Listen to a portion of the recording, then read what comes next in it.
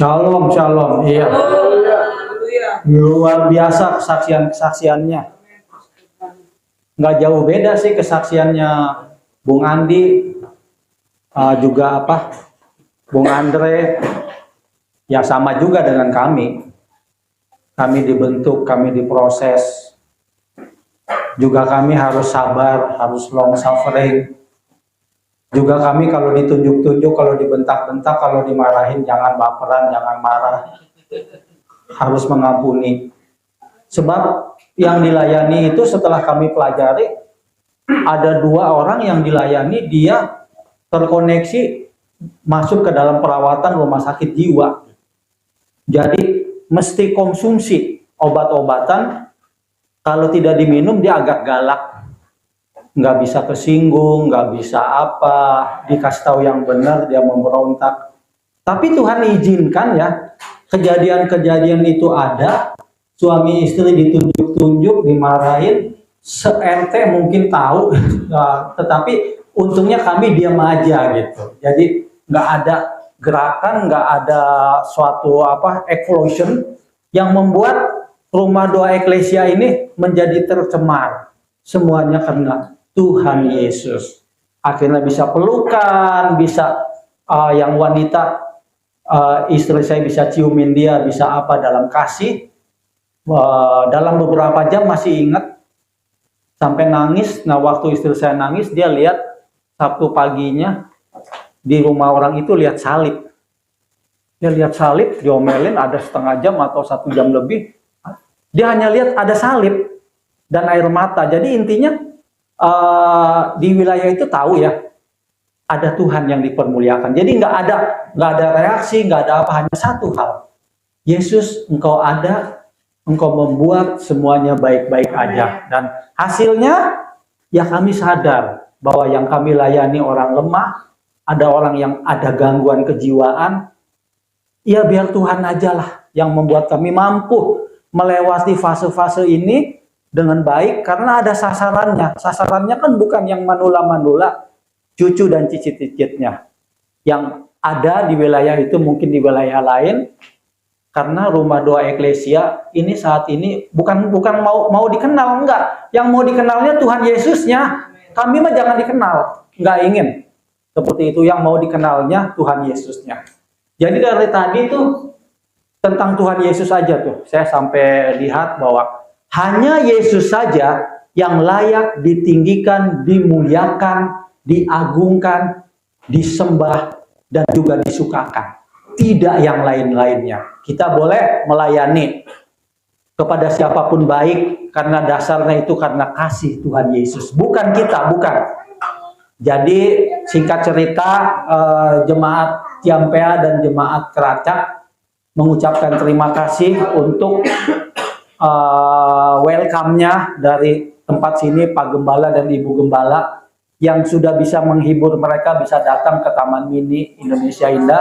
Dan yang penting mereka udah melihat ada kasih Tuhan Yesus. Itu aja yang paling penting dari semuanya. Ya next, selanjutnya perjalanan hidup kami juga nggak jauh beda dengan Bang Andi, Bung Andre. Juga sakit-sakitan. Sakit-sakitan sejak dari Minggu sampai Senin Selasa itu. Rebo ada kegiatan, Kamis ada kegiatan, nggak sakit, tiba-tiba sembuh dan lain-lainnya. Kami tahu setan tidak suka kalau ada nama Tuhan Yesus dipermuliakan.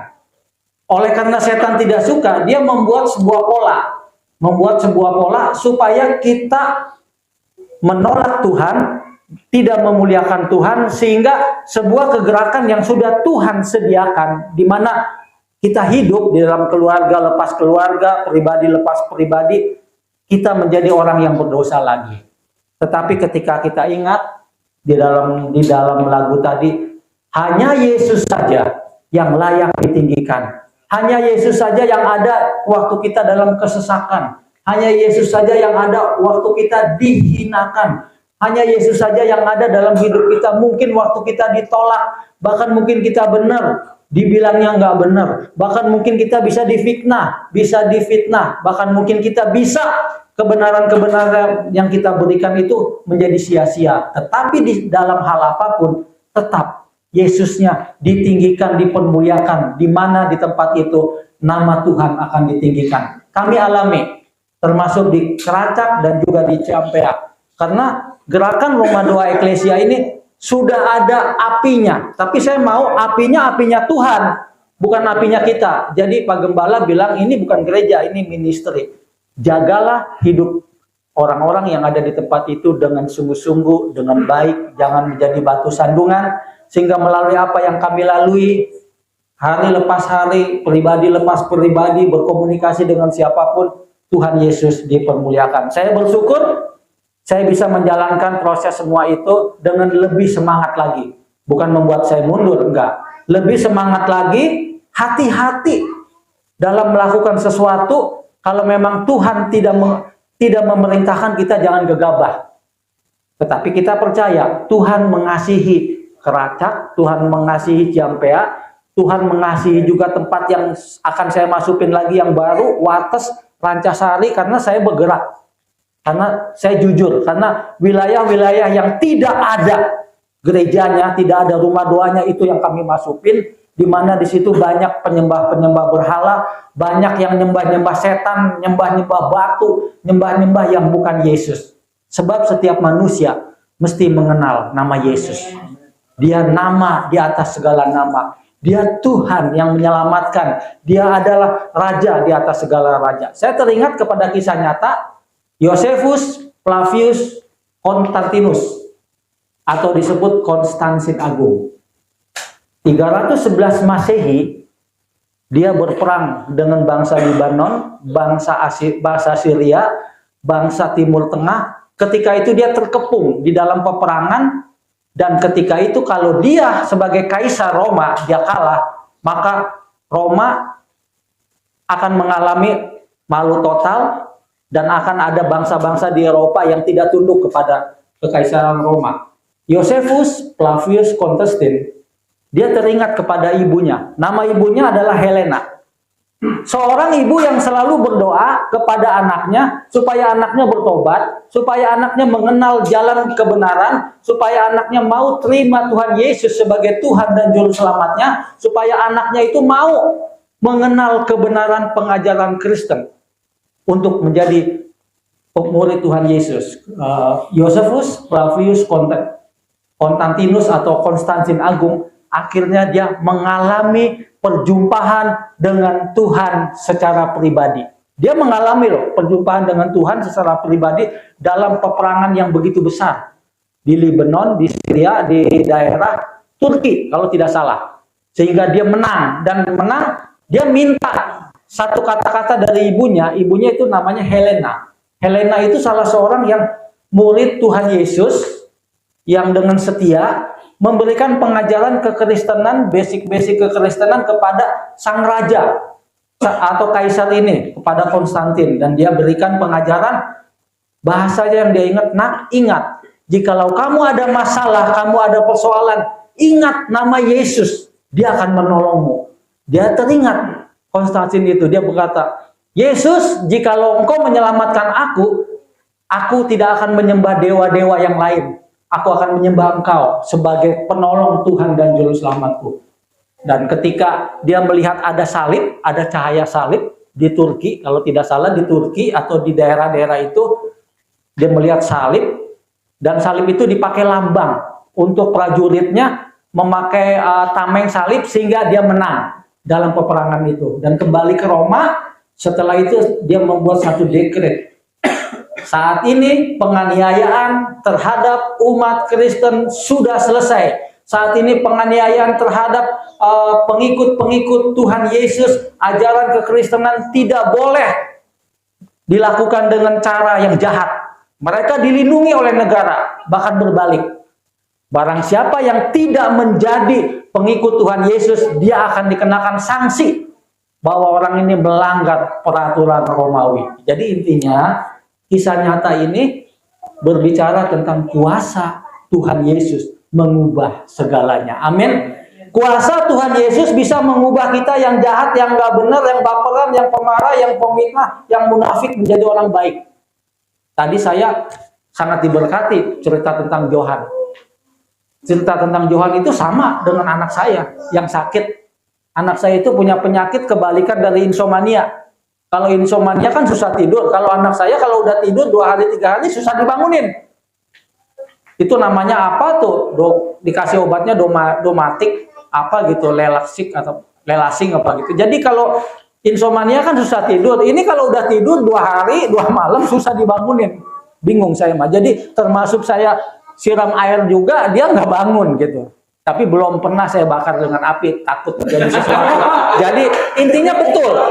Jadi ada hujan badai, ada hujan apa, dia nggak kerasa. Termasuk lampu mati sampai malam. Saya bingung, ada anak yang saya kasihi bisa 2 hari 2 malam tidur, dibangunkan susah. Kalau insomnia kan sulit tidur ya, tapi ini mah kebalikannya. Tapi kami tahu oleh kuasa darah Yesus, saya suka berdoa, sembuh nak, sembuh nak, sembuh. Kamu nggak ada ayan lagi, kamu nggak ada apa lagi, sembuh dalam nama Yesus. Intinya kamu harus rajin ke gereja, rajin ikut ibadah, rajin doa, rajin baca Alkitab, puji Tuhan. Seperti Johan, maksudnya begitu. Ya hampir nyata begitu. Kita buka ayatnya yuk, tentang Tuhan Yesus ya. Tuhan Yesus itu segala-galanya bagi kita. Kisah Rasul 4 ayat 12. Segala-galanya saya rasakan. Kalau nggak segala-galanya nggak mungkin saya diomelin, digebrak-gebrak meja, ditunjuk-tunjuk, bisa meluk, bisa ngampuni dia. Nggak mungkin kalau bukan Tuhan Yesus. Kisah Rasul 4 ayat 12. Ini kisah nyata ya, bukan jadi dari kisah ini saya belajar bahwa saya makin naik levelnya ya. Udah nggak dendaman lagi ya. Udah nggak dendaman, nggak marahan. Jadi kalau digebrak-gebrak udah nggak marah. Puji Tuhan. Masih saya bisa mengampuni, masih bisa melayani, sama melayaninya termasuk HP anak saya dicuri. Dicuri sama anak yang suka tidur di situ. Suka tidur, dicuri sampai nangis. Udah nak, nggak usah nangis. Tuhan Yesus ganti. Anaknya makan di situ, tidur di situ, tiba-tiba mencuri HP yang milik anak saya. Tapi nggak apa-apa. Apapun Tuhan izinkan supaya kita mengampuni apa yang sudah ada. Ini kisah nyata ya. Kalau kita bersaksi bohong itu bullshit. Tuhan gak dipermuliakan. Kisah Rasul 4 ayat 12. Dan keselamatan tidak ada di dalam siapapun juga selain di dalam Dia. Sebab di bawah kolong langit ini tidak ada nama lain yang diberikan kepada manusia yang olehnya kita dapat diselamatkan.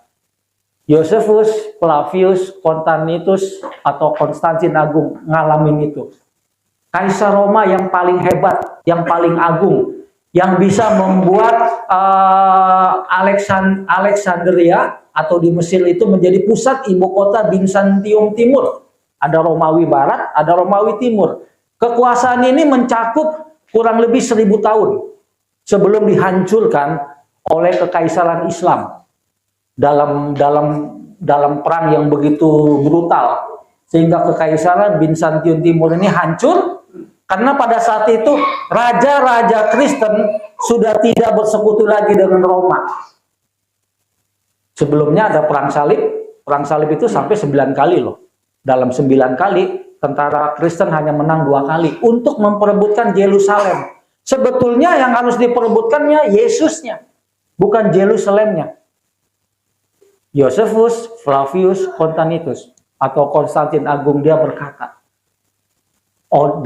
oleh sebab ini nama Yesus menjadi nama yang harus diabadikan di setiap pintu-pintu rumah, keluarga-keluarga bangsawan Romawi, petinggi-petinggi Romawi, bahkan setiap militer, bahkan setiap orang harus mengagungkan nama ini sebagai Tuhan dan sebagai Raja. Tidak ada sembahan lagi kepada Zeus katanya. Tidak ada sembahan lagi kepada Dewi Afrodit. Tidak ada sembahan lagi kepada dewa-dewa laut, dewa Jupiter, Saturnus dan lain-lainnya. Hanya kepada Yesus bangsa Romawi harus menyembah, memuji Dia.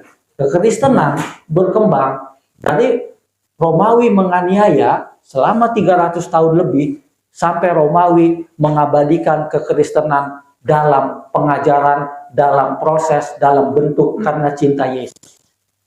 Kita teringat Indonesia dijajah oleh Belanda 350 tahun. Bangsa Belanda membawa 3G. 3G-nya apa? Gold, dia cari emas, golden, sama gospel. Sebetulnya 3G-nya bagus, tapi kenapa Indonesia yang seharusnya seperti Filipina menjadi Kristen, sehingga Yesusnya hadir dalam negara ini tidak jadi? Karena orang-orang VOC, orang-orang Eropa ini bukan memberikan kasih kepada bangsa pribumi yang sedang mengalami chaos dalam identitas keagamaan.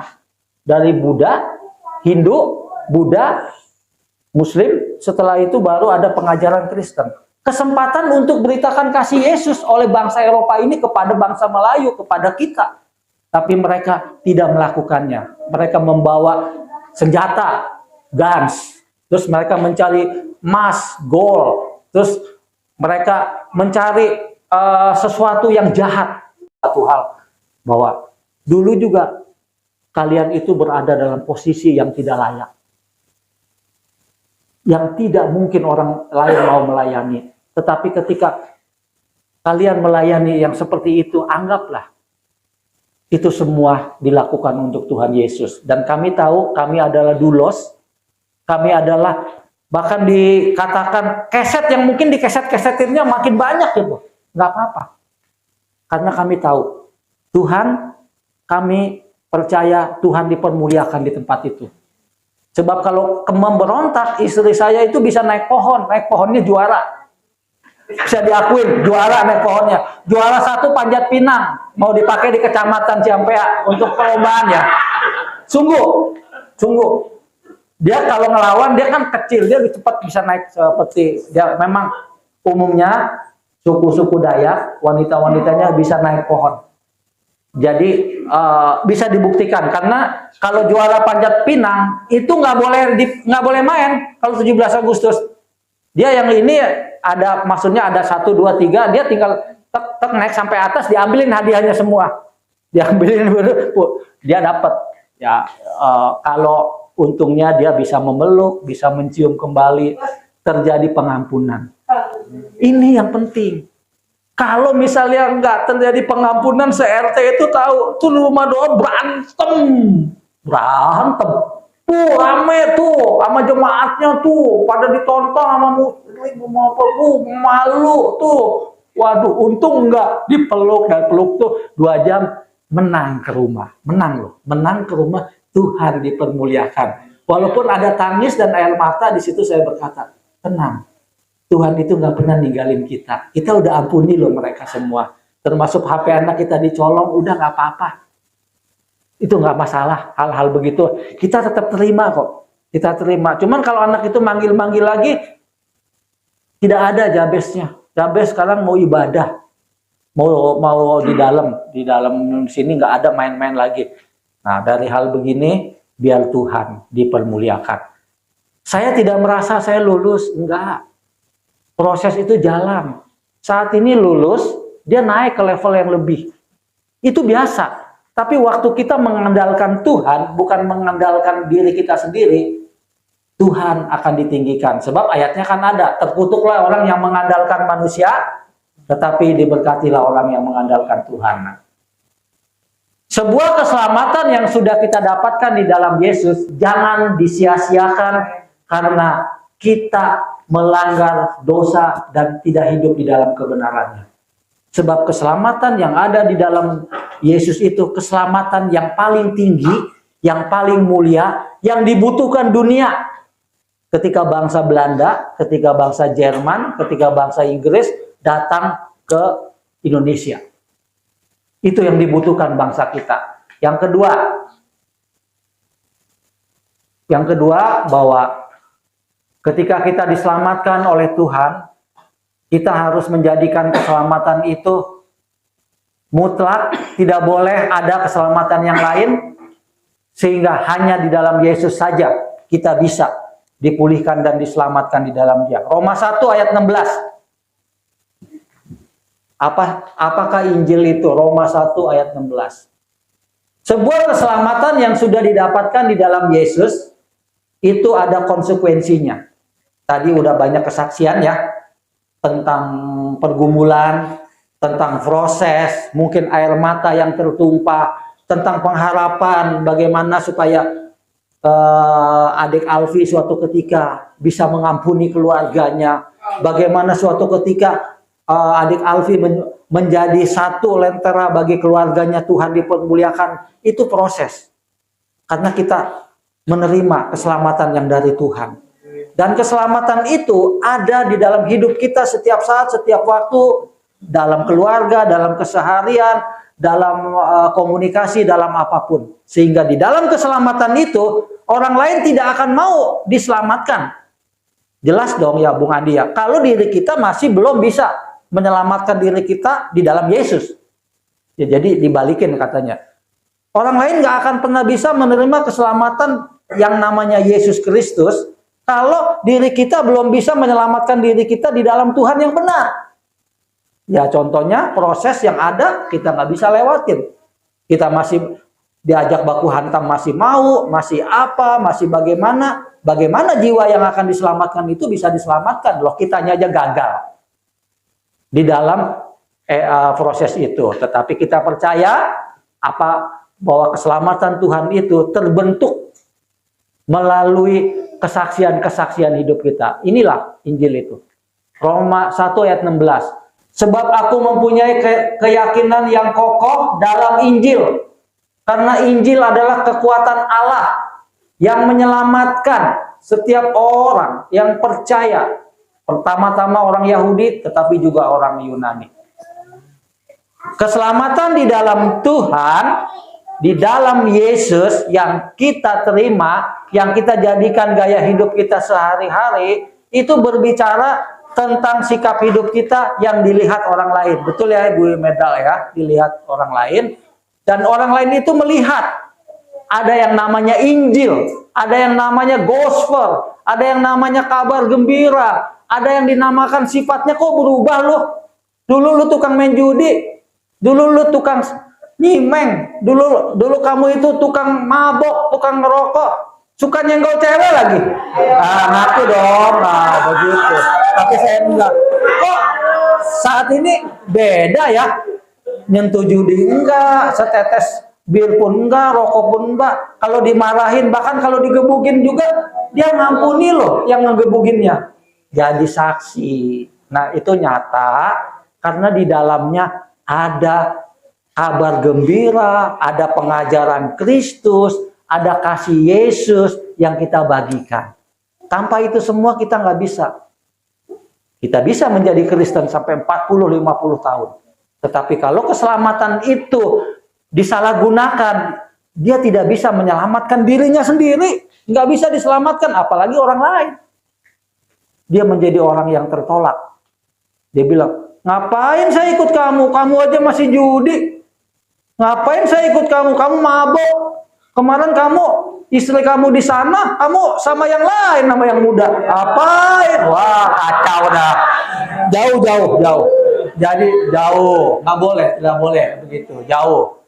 Jadi keselamatan yang sudah didapatkan di dalam Yesus, yang sudah menyelamatkan kita dengan benar, dengan baik, dalam kemuliaannya, dia bisa menarik orang lain untuk datang, mengikuti. Bukan karena kita kaya, karena kita punya segalanya. Semuanya membutuhkan yang namanya money. Iya, tetapi yang paling penting manusia itu membutuhkan kasih Tuhan dalam setiap kesempatan, dalam setiap pertemuan, dalam setiap apapun.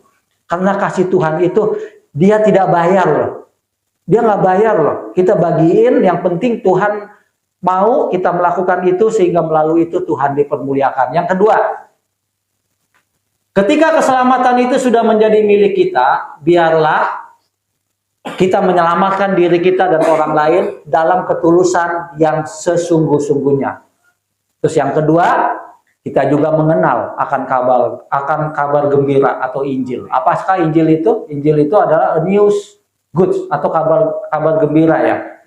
Ya, dikatakan sebab aku mempunyai keyakinan yang kokoh dalam Injil, karena Injil adalah kekuatan Allah yang menyelamatkan setiap orang yang percaya. Pertama-tama orang Yahudi, tetapi juga orang Yunani. Yang pertama kita sudah percaya. Kita diselamatkan oleh Tuhan Yesus. Dan kita menjadikan Yesus Tuhan dan Juru Selamatnya. Ketika kita menjadikan Yesus Tuhan dan Juru Selamatnya, kita juga harus mengikuti apa yang Yesus mau di dalam firman-firmannya. Amin. Sebab tidak ada jalan lain. Ketika kita sudah diselamatkan, kita memberontak terhadap firman-firmannya, kita gagal dalam melakukan aktivitas kita sebagai murid Tuhan Yesus selanjutnya. Yang kedua, keselamatan itu membentuk kita mengimani akan Injil sebagai bagian dari hidup kita yang seutuhnya. Mengimani itu jadi bicara Injil adalah kabar gembira. Injil adalah berbicara tentang Yesus sendiri yang diberitakan. Injil adalah berbicara tentang pengajaran Yesus yang akan dibagikan kepada orang lain. Injil itu bicara tentang sebuah manifestasi dari Yesus yang hidup di dalam pengajarannya yang kita bagikan ke orang lain. Saya bersyukur melalui keadaan di mana kami dibentuk dan diproses. Bukan karena kami lolos, tidak. Proses itu tetap ada. Karena kami yakin Tuhan akan menyingkirkan orang-orang yang memberontak terhadap Allah, terhadap otoritas kepemimpinan, terhadap kemunafikan, terhadap kebusukan, terhadap kebohongan, terhadap kepalsuan. Tuhan akan singkirkan. Dan Tuhan akan bawa benih-benih baru.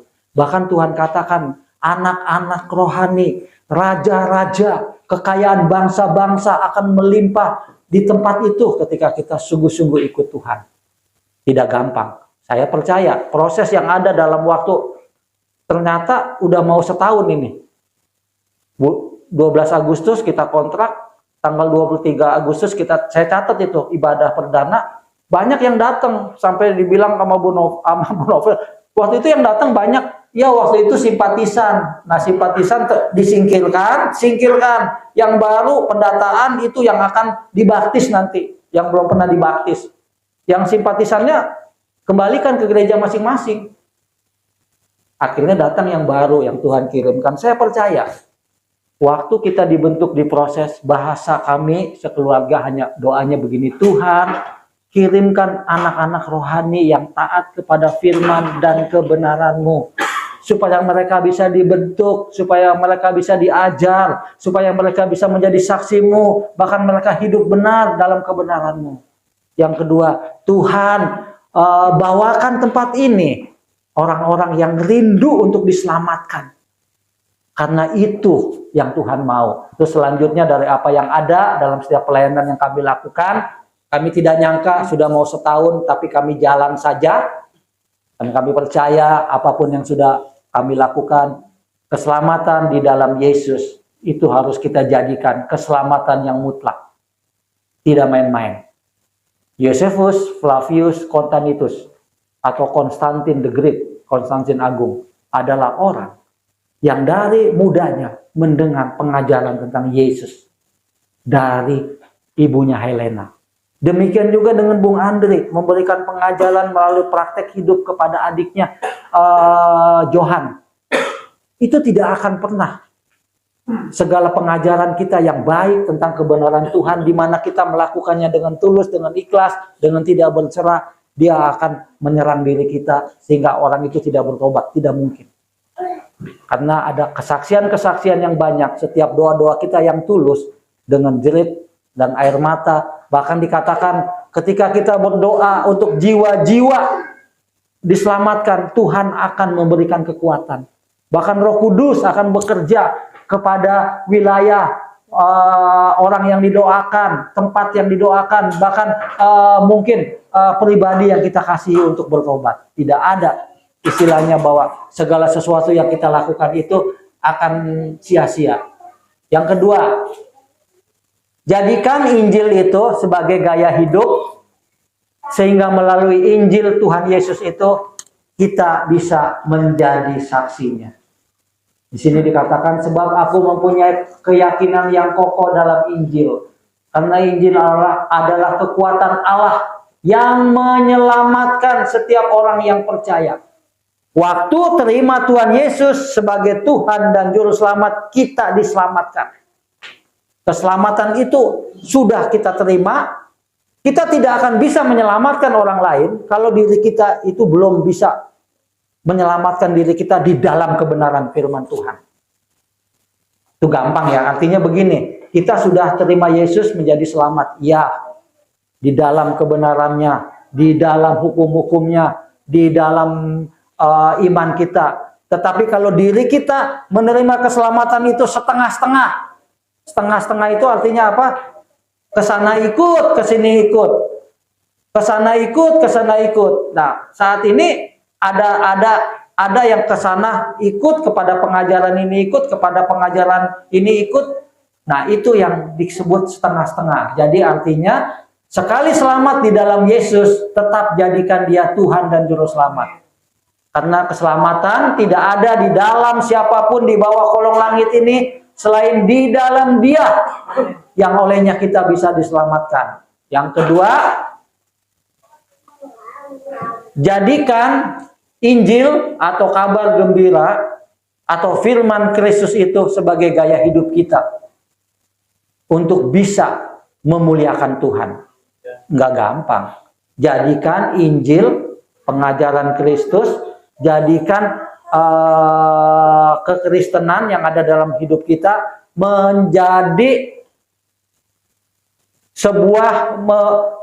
sebuah gaya di mana kita bisa menarik orang lain. Nggak gampang, susah. Proses yang Bung Andi alami, Bung Andre alami, itu adalah pembentukan dari Tuhan. Sebab kalau proses ini kita naik, level kita itu naik, Pak Andi. Level kita naik. Tapi kalau kita stagnan, kita kembali lagi ke 2 ke 1, ke 0. Tuhan menghendaki kita itu seperti burung Raja Wali. Burung Raja Wali yang namanya falcons itu punya kecepatan 395 km per jam. Namanya burung Raja Wali elang falcon. Raja Wali gunung itu kecepatannya 395 km per jam. Jadi kalau di atas gunung, dia bisa melihat mangsanya dengan sangat kecepatan yang sangat tinggi. Termasuk ular kobra pun kalau mau diserang sama dia, dibawa dengan kecepatan yang luar biasa. Sebab dia apa? Karena dia yakin kepada iman yang ada di dalam dirinya. Bahwa dia adalah burung, bukan burung yang seperti ayam, seperti bebek. Dia adalah penjelajah. Dia adalah binatang yang memiliki kekuatan yang paling tinggi di dalam penilaian kecepatan speednya. Untuk dia boleh bertumbuh di dalam pertumbuhannya dia. Demikian juga kita dalam Tuhan. Yesus ini adalah sebuah pribadi yang bisa membentuk kita, bisa berjalan dengan sangat cepat, dengan perlahan tapi pasti, tetapi yang jelas, efek sampingnya, efek dominonya, kita akan terbang seperti falcon. Elang falcon yang begitu luar biasa, karena dia yakin kepada penciptanya, kepada Tuhannya. Bahkan di kepak sayapnya yang begitu tinggi, di gunung-gunung yang tinggi, dia bisa memuliakan Tuhan.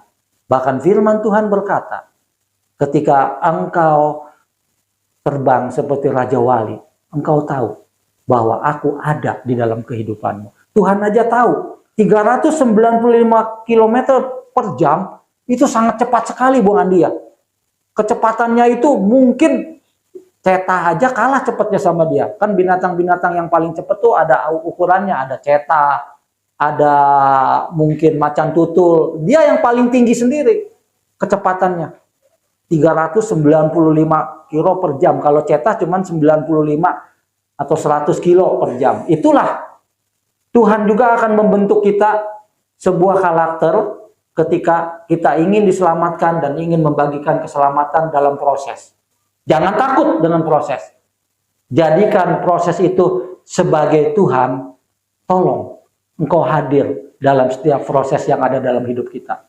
Sebab kalau kita mengandalkan kekuatan kita sendiri, dalam setiap proses kita bisa gagal. Firman Tuhan berkata, Yeremia 17 ayat 5. Terkutuklah orang yang mengandalkan manusia, tetapi diberkatilah orang yang mengandalkan Tuhan. Kita percaya kepada Tuhan Yesus, Jadikan dia Tuhan dan Juru Selamat kita. Jadikan gaya hidup Yesus di dalam pengajarannya, di dalam Injilnya, di dalam kabar gembiranya, di dalam apapun yang diberikan kesempatan kepada kita. Jadikan. Yesus, engkau ada di depan, aku ada di belakangmu. Tanpa engkau, saya nggak bisa melakukan apapun. Tanpa engkau, saya tidak akan pernah bisa melewati fase-fase yang begitu mencekam. Mencekam ya, Bung Andi ya. Yang kalau misalnya Johan maaf nih, lewat, disalahin keluarga, dianggap nggak menolong. Tapi di situ Tuhan tolong. Saya pasti tahu nih hambanya ini. Dia katakan, saya tolak roh maut dalam nama Yesus. Saya cabut roh kematian dalam nama Yesus, sembuh. Saya yakin, hamba Tuhan. Ya, pasti begitu doanya. Jadi, walau keadaan menjepit, pasti sertakan dulu Tuhan. Itu iman. Percaya bahwa Yesus Tuhan dan segalanya bagi kita. Yang kedua, jadikan pengajaran Tuhan Yesus itu sebagai gaya hidup kita selama-lamanya. Sebagai makhluk, sebagai ayat terakhir, Mazmur 119 ayat 105. Jadikan firman Tuhan itu sebagai gaya hidup kita selama-lamanya dan lakukan itu. Mazmur 119 ayat 105. Yang pertama, keselamatan itu harus dipelihara, dijaga, dan dijadikan gaya hidup. Supaya diri kita selamat, baru kita bisa menyelamatkan orang lain. Kalau diri kita nggak selamat, gimana bisa kita menyelamatkan orang lain? Ada cerita nyata di kolam renang, dia ada yang kelelep, tenggelam. Kolam renangnya 4 meter atau 4 meter atau 3 meter. Dia nggak bisa berenang, Bung Andi. Dia main cebur. Dua-duanya metong. Ada di mana ya kejadiannya itu? Kisah nyata. Dia nggak bisa tapi dia punya nurani ingin menyelamatkan. Tetapi di kolam yang kedalamannya 3-4 meter. Ada anak muda kelelep. Kalau nggak salah di Cikini itu masuk koran itu tahun 80-an tuh. Itu kan ada yang dalam tuh gini Bang Andi. Jadi ada itu kolam tuh memang dalam. Cikini itu dulu kolam renang pertama itu ada yang 3-4 meter. Dia kelelep. Nah si pemuda ini nggak bisa berenang, dia nyemplung dua-duanya metong. Aduh, ya dia punya niat menyelamatkan. Ya itulah namanya. Kita tidak akan pernah bisa menyelamatkan orang lain kalau diri kita belum sungguh-sungguh diselamatkan di dalam Tuhan dengan benar. Itu penting. Sebab sebuah keselamatan itu bicara tentang diri kita selamat karena Yesus ada dalam hidup kita dan kita menghidupi apa yang Yesus mau. Sehingga keselamatan itu bisa menjadi saksi untuk mereka diselamatkan. Jangan mereka kelelep, kecebur, yang mau menolong dua-duanya metong. Jangan begitu maksudnya, ya kan? Yang kedua, jadikan firman Tuhan itu sebagai gaya hidup kita selama-lamanya. Tidak ada satupun hukum yang akan membuat kita, tidak ada satupun hukum yang akan membuat kita diselamatkan kalau kita tidak melakukan firman Tuhan ini dengan benar. Dikatakan, firman-Mu itu pelita bagi kakiku dan terang bagi jalanku. Firman Tuhan adalah pelita bagi kakiku dan terang bagi jalanku. Firman Tuhan itu ada di dalam pengajaran Tuhan Yesus. Ketika kita sudah diselamatkan, bawa keselamatan itu dalam hidup kita untuk memuliakan Tuhan dalam apapun yang boleh kita lakukan. Sehingga ketika kita sungguh-sungguh sudah diselamatkan, kita bisa menyelamatkan orang lain. Sehingga ketika kita bisa menyelamatkan orang lain, karena dasarnya ada. Firman Tuhan itu yang menyelamatkan saya, firman Tuhan juga yang seperti itu yang ada dalam Yesus yang menyelamatkan orang yang akan binasa itu. Tidak ada kebahagiaan yang paling tinggi yang Allah inginkan selain ini yang diminta oleh Dia. Sebab banyak target, sebetulnya target yang utama adalah keluarga. Makanya saya senang dengan Bung Andi. Keluarga dulu. Jangan jauh-jauh, keluarga dulu. Percuma. Biarpun banyak yang bisa dimenangin, kalau keluarganya nggak beres, percuma. Karena akan menjadi gangguan, akan menjadi batu sandungan.